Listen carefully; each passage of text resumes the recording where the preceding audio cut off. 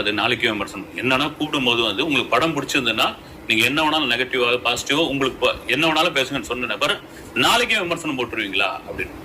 அது எப்படி நாளைக்கு போட முடியும்ட்டு நான் எதுவுமே பேசாம வந்தாச்சு.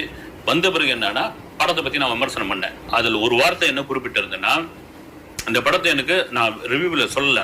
நான் வந்து ஒரு தியேட்டர்ல பார்த்தேன், கூட்டத்தோடு கூடமா பார்த்தேன். அதை பிடிச்சிக்கிட்டாப்ல. அவர் என்ன எதிர்பார்த்தாருன்னா, இந்த படத்தை ஆஹா ஓஹோ பிச்சுக்கிச்சு அமக்கலாம், அடுத்த விஜய் அடுத்த அஜித் கேபி பாலா தான் இந்த படம் சக்க போடுது. உண்மையிலே அந்த படம் அப்படி இருந்திருந்தால் சத்தியமாக நான் அப்படிதான் பேசியிருப்பேன். ஆனா படம் ஒரு சுமாரான படம். உண்மையிலேயே வந்து நான் திரும்ப சொல்றது என்னன்னா, மேக்கிங்ல வந்து ரொம்ப இதுவா இருந்தது. எமோஷனல் எங்கேயுமே கனெக்ட் ஆகல. அவங்க எமோஷனல் என்ஜி எடுத்ததெல்லாம் வந்து இதுவாயிடுச்சு. ஆனால் வந்து நான் எந்த விதத்துல இது ஒரு பேலன்ஸா பண்ணி இது பண்ணாது. ஏன்னா காரணம் வந்து முதல் படம் அப்படின்றது.